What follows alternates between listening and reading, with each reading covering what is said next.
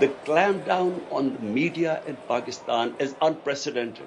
One of the best investigative journalists in Pakistan, Arshad Sharif, he was assassinated in Kenya just a couple of weeks back. This guy was exposing this whole plot that took place against me. That he was hounded out of Pakistan. He ended up going to Dubai. From there, he went to Kenya, where he was killed.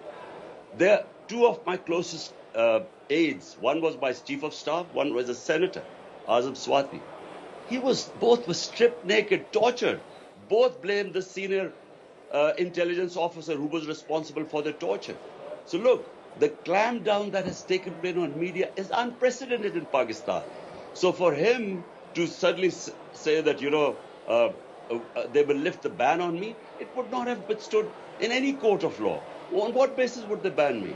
And by the way, how come as a person who was about to be assassinated, how come I cannot name those people who I'm suspicious about who planned this attempt on me?